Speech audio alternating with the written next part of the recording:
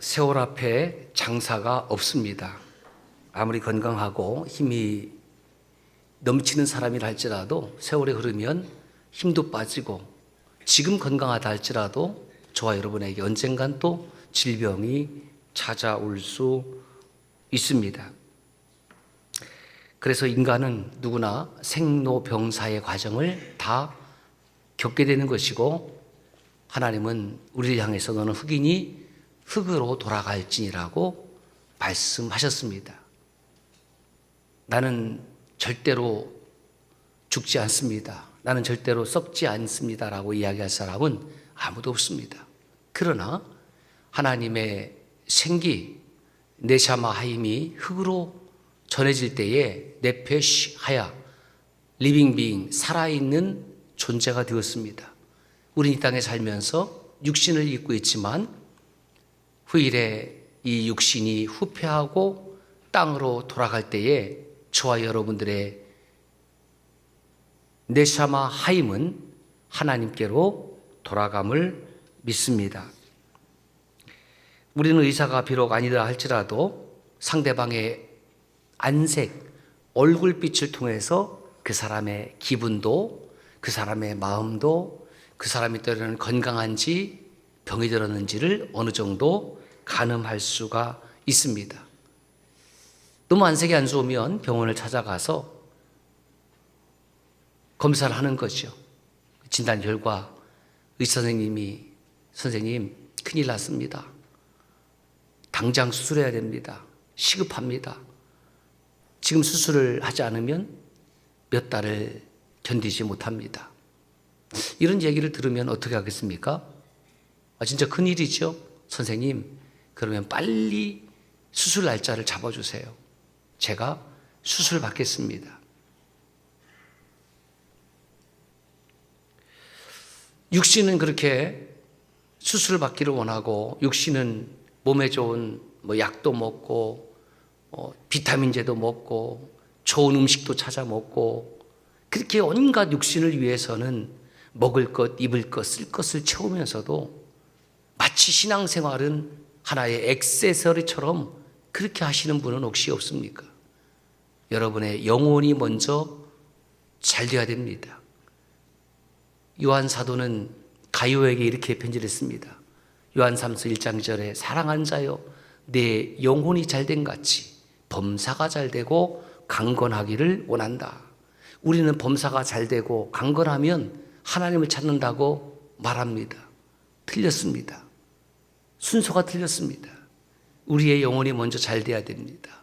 내 영혼을 소중히 여기고 사랑할 줄 알고 한 시간의 예배를 통해서 하나님의 살아있는 음성을 듣고 하나님께 찬양하고 기도할 때에 우리의 영혼은 그 상한 영혼이 치유받고 고침받고 회복받는 놀라운 역사가 일어나게 되는 것입니다.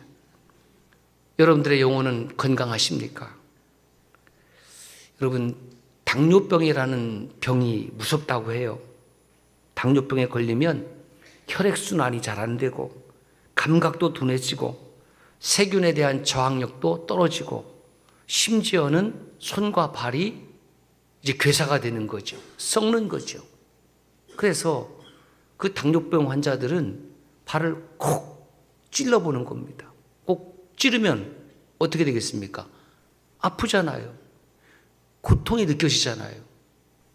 그런데 그 고통이 느껴지는 것이 당뇨병 환자들에게는 기쁨이에요.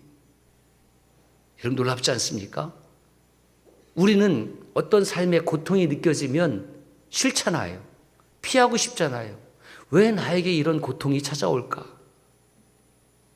영혼의 당뇨병이 걸린 성도들은 고통을 느끼지 못합니다.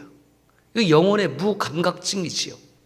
하나님의 말씀이 들려질 때에 혹 여러분 영혼이 고통을 느낀다고 하면 그것은 여러분들의 영혼이 살아있다라는 증거입니다. 아직은 기회가 있고 아직은 시간이 있다라는 증거입니다. 말씀을 통해서 찔림을 받았다고 하면 여러분 기뻐할 수 있기를 바랍니다. 영혼의 당뇨병에 걸리면 내 영혼에 기쁨 기쁨이 없어요. 내 영혼에 감사가 없습니다. 내 영혼에 헌신이 없어요. 진정한 기쁨, 진정한 감사, 진정한 헌신은 없고 그저 형식적으로 타인의 눈에 보이게 적당하게, 이것이 병든 영혼의 특징입니다. 영혼에 병이 들면, 그래서 타인이 입을 벌려서 힘차게 찬양을 해도 본인은 그 입술이 열어지지가 않는 거예요. 왜 저렇게 찬양을 할까? 기도하는 그 기도 소리에 아멘도 안 되고, 하나님의 말씀을 아무리 힘주어서 전해도 그 한마디 말씀이 내 귀에 들리지 않고, 그 한마디의 메시지가 내 가슴 속에 담겨져 있지 않고 그냥 예배당에 왔다 돌아갑니다. 예배를 드릴 때마다 이런 묵상을 합니다. 내 영혼의 깊은 곳에서 과연 무엇이 터져나올까? 내 영혼의 깊은 곳에서 과연 하나님을 향해서 무엇이 터져나올까? 아름답고 복된 찬양이 터져나오고, 감사가 터져나오고, 기도가 터져나오기를 주의 이름으로 축복합니다. 그래서 찬송가 412장에 보면 이렇게 되어 있어요. 내 영혼의 그 깊은 데서 맑은 가락이 울려나네. 여러분, 우리 함께 드리는 이 한 시간의 예배가 하나님께 드려지는 탁한 가락이 아니라, 형식적인 가락이 아니라, 저 여러분의 각자의 영혼 속에서 맑은 가락이 울려나기를 원합니다. 우리 1절만 한번 찬양하겠습니다.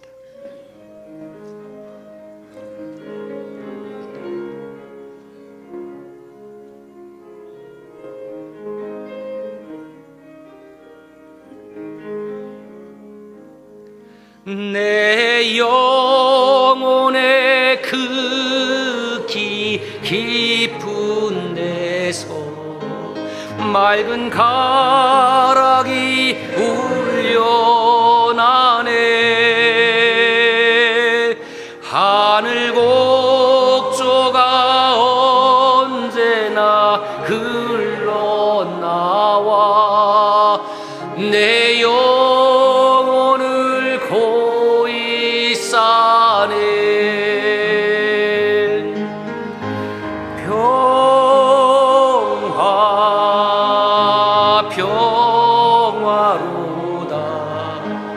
하늘 위에서 내려오네.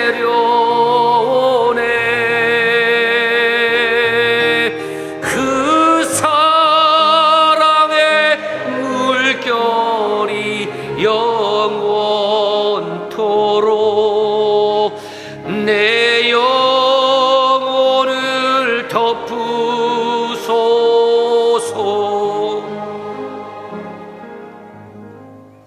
그 영혼이 건강하면 지금 어떤 생각이 들어야 되냐면, 그냥 부르는 길에 그냥 2절도 부르고 3절도 부르고 4절도 부르고 1절만 끊기를 잘했다. 예? 영혼이 건강하면 찬송을 부르면 계속 찬송하고 싶어.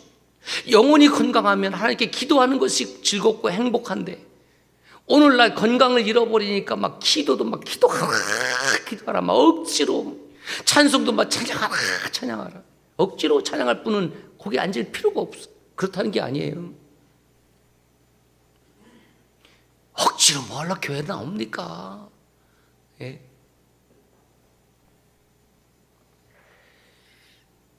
영혼이 건강하면 말씀을 들어도 또 듣고 싶고, 지난번에 미래 세대 공동체에서 그 새벽 행진을 지난달에 했잖아요. 그때 누구 이야기를 전사님 들려줬습니까? 사무엘 이야기. 그거 다 알고 있는 이야기인데, 뭐 뻔한 이야기인데, 그런데요, 저는 어린아이의 마음으로 그 전도사님의 설교를 듣는데 너무너무 행복했어요. 여러분, 우리의 영혼이 살아있으면 내가 알고 있는 말씀, 부모님으로부터 들려주신 그 말씀, 주일학교 선생님으로부터 받은 그 말씀, 목회자로부터 들은 그 말씀, 내가 읽은 성경의 그 말씀이 듣고 또 들어도 기쁘고 감사하고 행복하고 즐겁고 신나고. 그런데 영혼이 병이 들면 찬양을 하는 사람을 보면 뭐 저렇게 찬양하나? 기도하는 사람 보면 뭐 이렇게 기도할 거리가 그렇게 많지? 나는 기도할 내용이 없는데. 아우, 설교가 너무 길어. 짧은 데를 찾아가라고 제가 누누이 얘기했잖아요. 짧은 데를. 예. 설교가 길다고 하는 사람이 카페에 가서 난 2시간 동안 그렇게 떠들면서 길어. 그것도 친구 만나면 그냥 25분으로 딱 좀 끝내. 여러분, 예배가 무엇입니까? 제가 지난 한 주간 또 묵상하면서 예배에 대한 묵상을 좀 했어요. 추가적으로. 어느 책에서 카피한 내용은 한 글자도 없습니다. 한번 볼까요? 예배가 나에게 무엇이냐? 첫째, 시작. 예배는 내 영혼이 진단받는 시간이다. 둘째,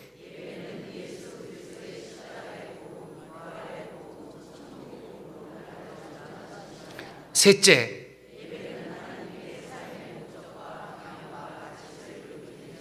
넷째,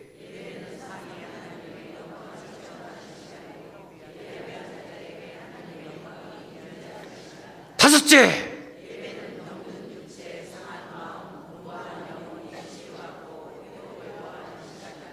할렐루야. 예배는 나를 전도하는 시간이다 라는 말씀을 드린 후에 예배에 대해서 묵상을 하는데 이러한 추가적인 내용을 하나님께서 제 머릿속에 막 부어주시는 거예요. 조금 전 성경 봉독자가 하나님의 말씀을 봉독했습니다. 여러분, 그 말씀을 들을 때에 여러분들은 어떤 생각이셨나요? 어떤 마음이셨나요?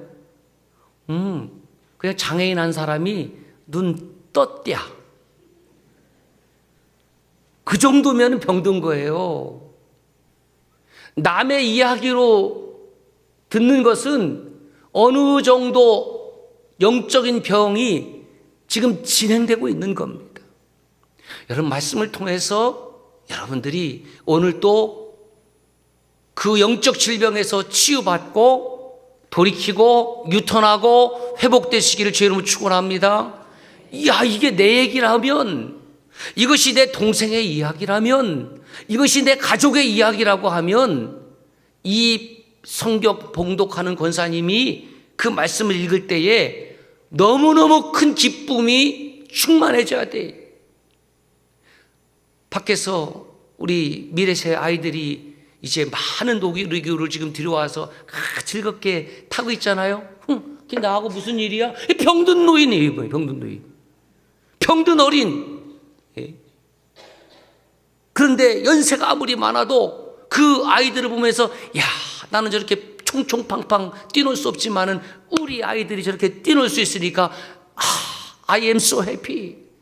너무너무 기쁘다. 이분은 어르신이지, 어르신. 진짜 교회의 영적 어른이지.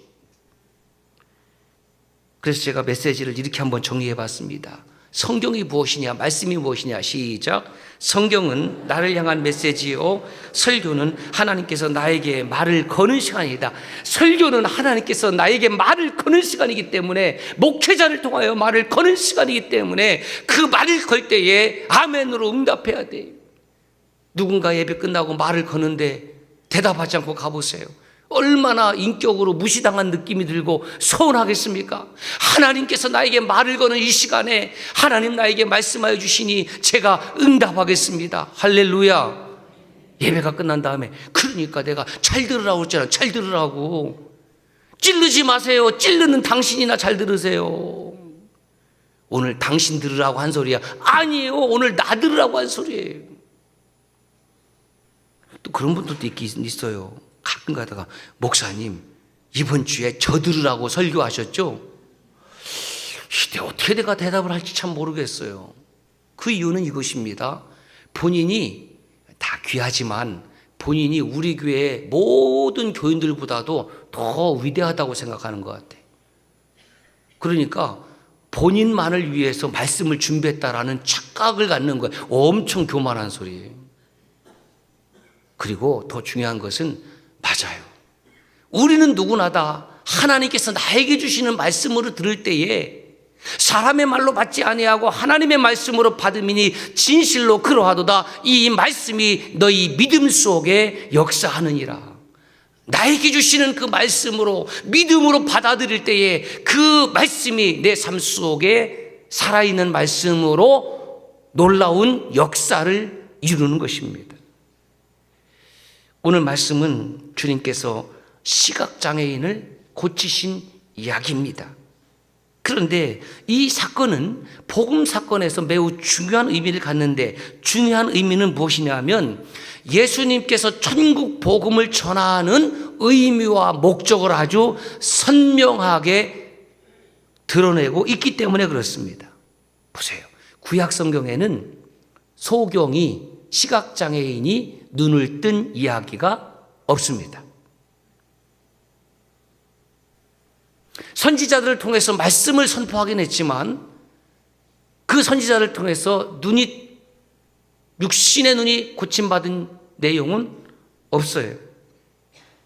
다시 말해서 오늘 예수님은 이 시각장애인의 눈을 뜨게 하심으로 말미암아 본인이 메시아 되심과 본인이 세상의 빛이 되심을 드러내고 있다는 거죠. 누구를 통해서?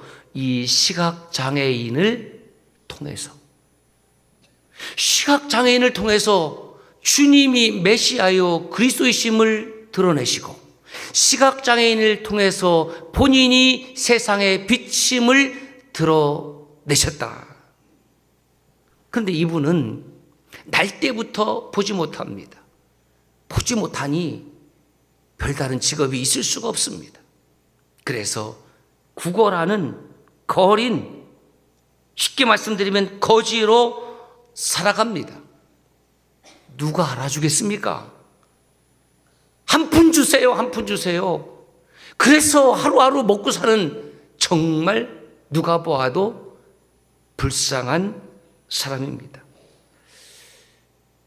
차라리 안 봤으면 괜찮은데 주님과 제자들이 길을 가다가 만났습니다. 제자들이 주님께 이 거린을 보면서 묻습니다. 랍비요, 이 사람이 맹인으로 태어난 것이 누구의 죄로 인함이니까? 자기니까? 그의 부모니까? 이렇게 묻는 이 제자들에게는 아주 잘못된 고정관념이 있는 거지요. 무엇입니까? 시각장애를 죄의 문제로 바라보고 있다는 겁니다. 그가 보지 못하는 것은 쉽게 말하면 죄 때문이라는 거예요. 좀 더 확대하면 오늘날 우리 가족 가운데에, 우리 교우 가운데에, 우리 삶 가운데에 많은 장애인을 볼 때에 너는 죄지었기 때문이지 라고 왜곡된 생각을 가지고 있다는 겁니다. 그래서 제가 이 말씀을 묵상하면서 그런 생각을 했어요. 눈에 보이는 이 시각장애인도 분명히 장애인은 맞지요. 그런데 또 다른 장애인을 발견하게 되는 겁니다. 누굽니까? 제자들. 편견장애, 심리장애, 생각장애, 인격장애, 더 나아가서 영적 장애, 우리 모두가 여기에 다 해당되는 거 아닙니까?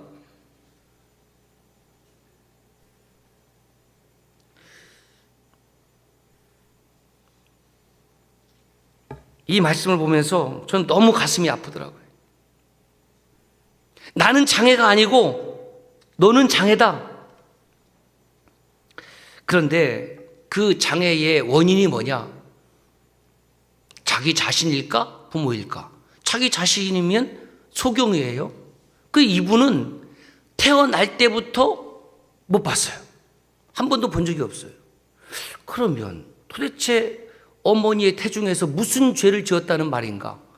자, 여러분 가운데 태중에서 죄를 지었다고 생각하시는 분 손 들어봐요. 아무도 없잖아요. 뭐 생각도 안 나지요? 아니, 태중에서 뭐 도둑질을 했겠습니까? 아니면 뭐 사기를 쳤겠습니까? 뭐 누구를 미워했겠습니까? 저도 또 태중을 묵상해 보니까 생각이 안 나네, 저도. 그런데 생각난 게 있어요. 아, 내가 어머니 태중에 있을 때 지은 죄가 있다. 그게 죄가 뭐냐면 어머니에게 폭력을 행사한 거다. 무슨 폭력을 행사했느냐? 발로 걷어찼어. 남자들은 무슨 얘기인지 모르니까 죽었다 깨나도 잘 모를 것 같아. 그 태중에서, 어머니의 태중에서 발로 퉁퉁 쳤잖아요. 아,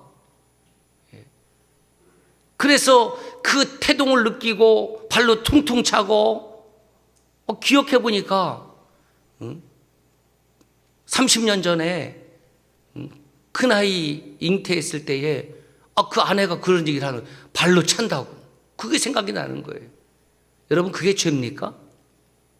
아이가 발로 뻥뻥 찰 때 그 산모 입장에서는 얼마나 감사해. 태중에서 왔다 갔다 하는 게 얼마나 감사해. 움직이지 않으면 오히려 문제 있는 것 아닙니까? 안영숙 간호사님. 예. 그쵸? 그래요, 안 그래요? 그렇잖아요. 예. 그러면 어머니의 뱃속에서 죄를 진 것은 사실 없습니다. 그렇다면 제자들은 그것을 모를까요? 부모의 죄입니까? 지금 무슨 말이에요? 부모의 죄라는 거예요. 이 사람이 지금 장애로 태어난 것이 부모의 죄인데, 그 죄가 뭐냐면 우리는 모르지만 주님은 다 아시니까 어떤 비밀스러운 죄를 졌는지 궁금해요. 이런 뜻입니다.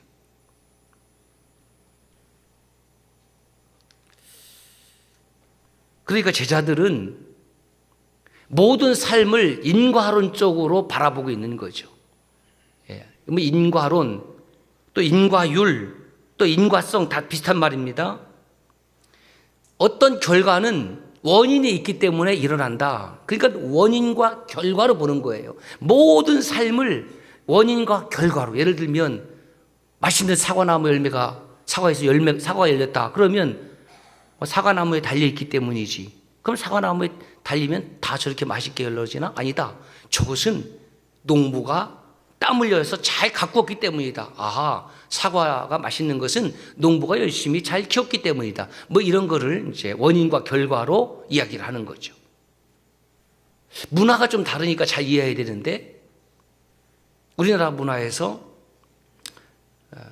자식이 잘못된 길을 걷다가 어떤 일에 연루가 돼서 교도소에 갔습니다.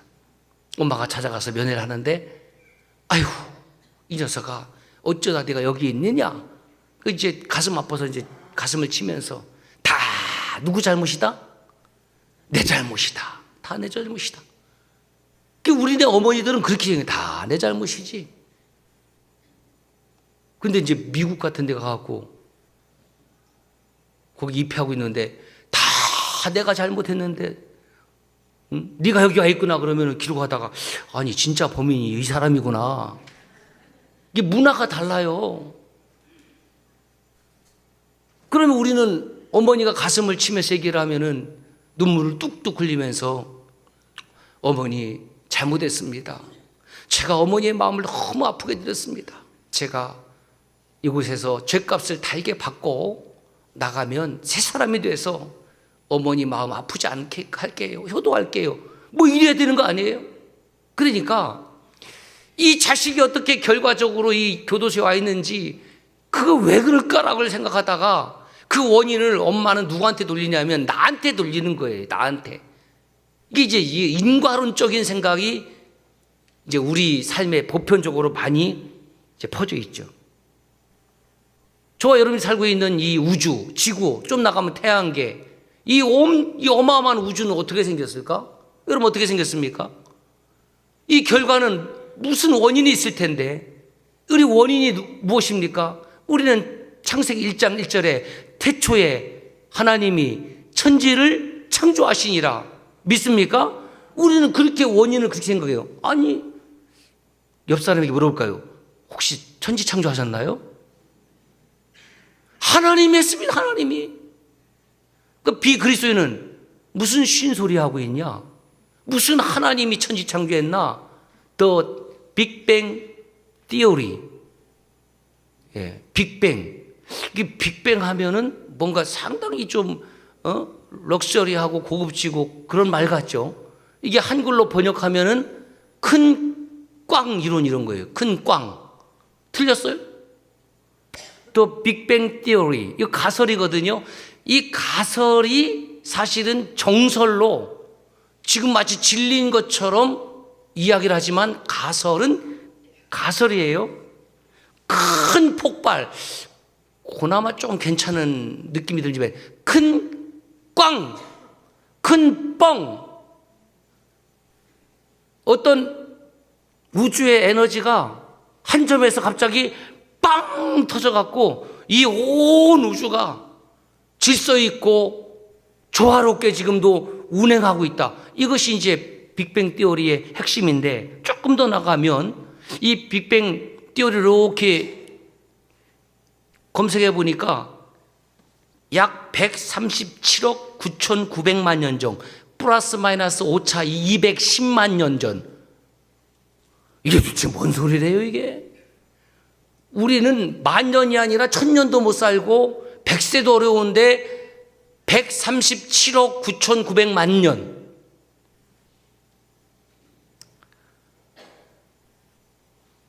대폭발이 나서 우주가 형성됐을 것이다. 그러니까 여러분 간단한 거예요.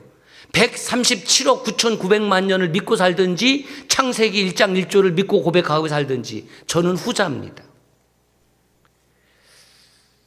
여러분, 우리의 인생은 모든 것을 인과율로 다 설명이 안 된다는 것을 인정해야 돼요. 설명이 안 되는 것을 다 인과율로 설명하려고 그러니까 설명이 안 되는 부분은 이렇게 넘어갑니다. 그냥 팔자가 그렇지 뭐. 운명이 그렇게 정해져 있어. 그래서 이 인과론적 사고는 사주팔자하고 운명론적 사고하고 그 궤를 같이 하는 겁니다. 그런데 자, 주님은 이 시각장애인들을 어떻게 바라보고 계시는가? 제자들은 인과율적으로 바라보고 있는 반면에 주님은 그렇게 바라보고 있지 않다라는 것입니다. 누구의 죄 때문입니까? 원인이 무엇입니까? 이러는 거예요. 이 사람이 장애를 입은 원인이 무엇입니까? 장애를 입고 태어난 원인이 무엇입니까? 그런데 주님은 원인에 대해서 말씀하는 것이 아니라 장애를 입은 이유에 대해서 이렇게 말씀하십니다. 요한복음 9장 3절에서 5절 말씀 시작. 이 사람이나 그 부모의 죄로 인한 것이 아니라 그에게서 하나님이 하시는 일을 나타내고자 하심이라. 여기까지. 자, 분명한 것은 주님 말하면 이 사람의 죄가 아니다. 그 부모의 죄도 아니다. 그러면 제자들이 생각하는 그 생각은 틀렸다. 그것이 아니고, 그러면 이유가 무엇입니까? 이유는 이 사람으로 하나님이 하시는 일을 나타내고자 함이라. 에이,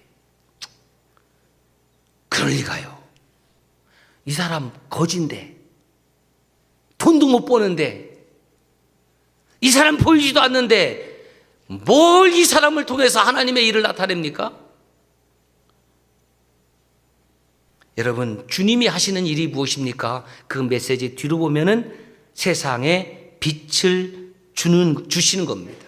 사망의 음침한 골짜기에 앉아서 죽어가는 이 땅의 백성들에게 나는 길이요 진리요 생명이고 나는 세상의 빛이고, 무슨 뜻입니까? 여러분, 빛이라는 것은 어둠 속에서 보게 하는 기능이 있는 거죠. 우리가 볼 수 있다는 것은 빛이 있기 때문입니다. 아무리 시각장애를 갖고 있지 않다 할지라도 주변이 온통 깜깜하게 되면 우리는 볼 수 있는 것이 아무것도 없어요. 쉽게 말하면 아무것도 안 보여요. 그런데 아무리 어두워도 그곳에 빛이 비추이게 되면 우리는 그 빛을 이용해서 볼 수 있게 되는 것입니다. 주님은 생명의 빛이십니다. 주님은 영원한 구원의 빛이십니다. 주님으로 인하여 우리가 새로운 생명을 얻었고, 나 같은 죄인이 예수님 때문에 생명을 얻었고 구원을 받았습니다. 그것이 주님이 하시고자 하시는 일입니다. 6절 보세요. 주님은 땅에 침을 뱉어 진흙을 이겨 그 소경의 눈에 바르셨습니다.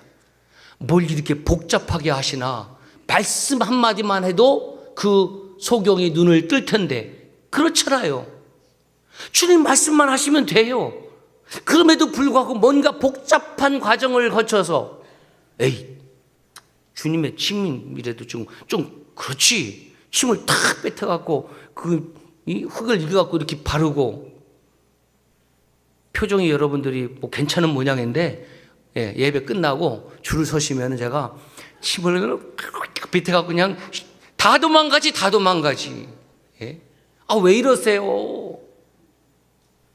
그렇게 하신 이유가 무엇일까? 크게 두 가지가 있는데, 첫째는 앞서 말씀드렸듯이 사람은 흙에서 왔으니 흙으로 돌아가는 것이 진리입니다.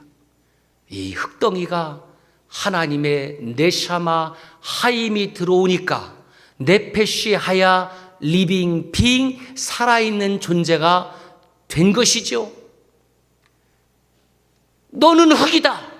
네 존재의 근원은 흙이다라는 것을 주님이 분명히 재확인시켜 주시고 있고, 두 번째는 무엇입니까? 새 흙으로.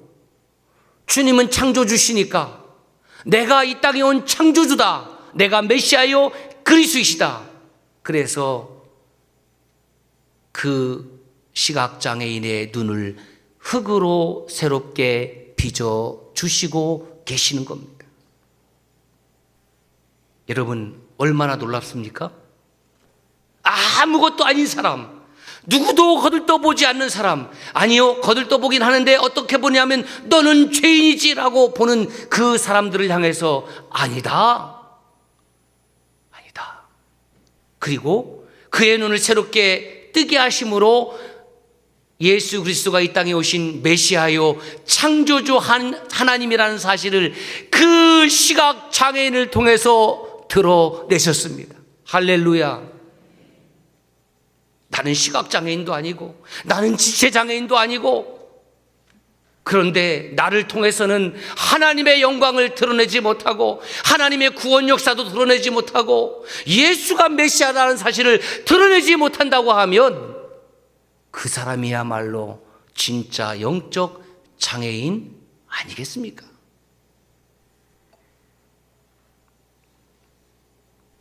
주님 이분을 향해서 실로암 못에 가서 씻으라. 9장 7절에 이에 가서 씻고, 여기에 믿음이 있어요. 아니 지금 뭐 하시는 거예요? 왜 눈에다가 뭐 이상한 걸 바르고 가서 실로암 가서 씻으라는 거예요? 이 시각장애인은 여기에는 말이 없어요. 가서 씻고 밝은 눈으로 왔더라. 할렐루야. 얼마나 이게 춤추고 기뻐해야 될 일인데, 좀 기쁜 소식을 전해 들으면은 기뻐하는 척이라도 하든지, 기쁨이 충만하면 더 좋겠지만, 여러분, 이 사람이 태어나서 처음으로 밝은 눈을 갖게 되고 보게 되었잖아요. 이거 상상해 보면 얼마나 신기할까요? 얼마나 감사할까요? 얼마나 경이로웠을까요? 그런데 그 사람을 이제 주변 사람들이, 이웃 사람들이 봤잖아요. 근데 이웃 사람들이 얼마나 이 사람들이 못됐냐면은 9장 10절을 보세요. 내 눈이 어떻게 떠졌느냐? 그랬더니 이분이 처음으로 말을 하는데 이 말이 놀라운 고백이 있어요. 11절 예수라 하는 그 사람이 진흙을 이겨 내 눈에 바르고 나더러 실로암에 가서 씻으라 하기에 가서 씻었더니 보게 되었더라. 정확하게 기술하고 있잖아요. 예수님이 하시는 일을 정확하게 말씀하고 있잖아요. 여러분, 우리가 그리스도인으로 이 땅에 살아가는데 장애가 되는 것이 무엇인지 아십니까? 내가 가지고 있는 환경과 형편입니다. 제가요, 형편이 펴지면요, 제가 환경이 좋아지면요, 제가 열심히 주의 일 할게요. 환경이 좋아지면 제가 교회에서 열심히 사역할게요. 언제 좋아지는데요? 몰라요. 마귀는 언제나 여러분의 형편과 환경을 핑계 삼아서 예배할 기회를 뺏어버리고, 헌신할 기회를 뺏어버리고, 사랑할 기회를 뺏어버리고, 섬길 기회를 뺏어버리는 겁니다. 많이 가져서 헌신합니까? 많아서 섬깁니까? 이 장애인이 뭐가 있어서 하나님이 하시는 일을 드러냈습니까? 나는 잘 모르지만 그동안 살아왔던 내 인생 참으로 힘들고 어려웠겠지만, 그럴 일이랄 생각을 꿈에도 하지 못했지만 주님을 만남으로 나를 통해서 주님이 메시아 되심과 주님이 바로 창조주 하나님이신 것을 드러냈으니 나는 이분만큼 행복한 사람이 있을까? 그래서 인생이 예수 그리스도를 만나기 전과 만난 이후로 바뀌어진 겁니다. 할렐루야. 정말 저와 여러분들이 그리스도인이라고 하면 예수님을 만난 전과 후가 달라져야 돼요. 달라지지 않았다면 당신은 가짜입니다. 진짜 아니에요. 그러므로 지금 내 환경과 형편보다 더 중요한 것은 내 삶에서 하나님이 하시는 일, 그 구원 역사에 내가 쓰임받는 겁니다. 그래서 이렇게 정리해 보았습니다. 시작.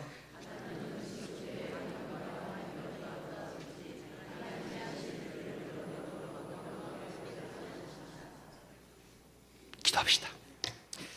하나님 감사합니다.